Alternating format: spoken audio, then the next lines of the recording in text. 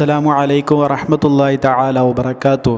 അല്ലാഹുമ്മ സ്വല്ലി അലാ സയ്യിദിനാ മുഹമ്മദിനിൽ ഫാത്തിഹി ലിമാ ഉഗ്ലിഖ് വൽ ഖാതിമി ലിമാ സബഖ് നാസിറിൽ ഹഖ് ബിൽ ഹഖ് വൽ ഹാദി ഇലാ സിറാത്തിക്കൽ മുസ്തഖീം വഅലാ ആലിഹി ഹഖ ഖദ്രിഹി വമിഖ്ദാരിഹിൽ അദീം. അൽഹംദുലില്ലാഹ്. പ്രിയരെ, നമ്മൾ നിലകൊള്ളുന്നത് പുണ്യ മുഹറം മാസത്തിലെ വളരെ പ്രധാനപ്പെട്ട ദിവസമായ അള്ളാഹുവിൻ്റെ ഹബീബ് സല്ലല്ലാഹു അലൈഹി വസല്ലമ തങ്ങൾ പ്രത്യേകമായിട്ട് നോമ്പ് നോൽക്കൽ സുന്നത്തുണ്ട് എന്ന് പഠിപ്പിച്ച ആഷൂറാ മുഹറം 10 ആ ഒരു പകലിലാണ്.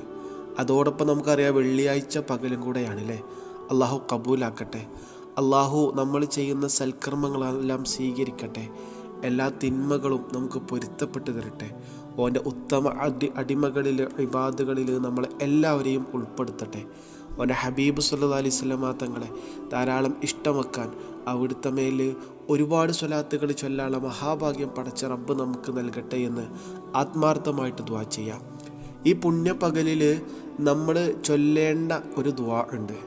ഈ പറയാൻ പോകുന്ന സ്വലാത്ത് ചൊല്ലിയിട്ട് ഈ ദുആ നമ്മൾ 7 പ്രാവശ്യം ഒരിക്കലും നമ്മൾ മറന്നു പോകല്ലേ. കാരണം അത്രത്തോളം ഫലങ്ങൾ, അത്രത്തോളം ഗുണങ്ങൾ നമുക്ക് ലഭിക്കും. അതോടൊപ്പം മറ്റൊരു പ്രധാനപ്പെട്ട ദിക്റും കൂടെ പറഞ്ഞുതരാം.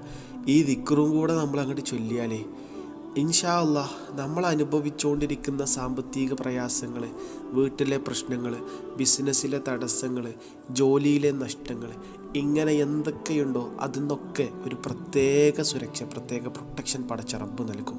കൂടുതൽ നീട്ടി വലിച്ച് പറയുന്നില്ല, വേഗം ഈ ഒരു ഇൻഫർമേഷൻ നിങ്ങളിലേക്ക് പാസ് ചെയ്യുക എന്നുള്ളത് മാത്രമാണ് ഉദ്ദേശം. അതുകൊണ്ട് നേരെ വീഡിയോയിലേക്ക് കിടക്കുകയാണ്. നമുക്കറിയുന്ന ഏതെങ്കിലും ഒരു സ്വലാത്ത് നമ്മൾ ചൊല്ലുക. നമുക്ക് ഒരുപാട് സ്വലാത്തുകൾ അറിയാലോ. സ്വലാത്തുൽ ഫാത്തിഹ അറിയുന്നവരുണ്ട്, സ്വലാത്ത് താജ് അറിയുന്നവരുണ്ട്, സ്വലാത്തുൽ നാരിയ അറിയുന്നവരുണ്ട്, മുഞ്ചിയ അറിയുന്നവരുണ്ട്, തിബ്ബ അറിയുന്നവരുണ്ട്, ഇനി ഫാത്തിമിയ അറിയുന്നവരുണ്ട്. ഇങ്ങനെ ഏതെങ്കിലും ഒരു സ്വലാത്ത് നമ്മൾ ചൊല്ലുക. കഴിയുന്ന അത്ര നമ്മൾ ചൊല്ലുക. നമുക്കറിയാം കൂടുതൽ നമ്മൾ സ്വലാത്ത് വർദ്ധിപ്പിക്കേണ്ട പകലും കൂടെയാണ്, മുഅക്കദായ സുന്നത്താണ്.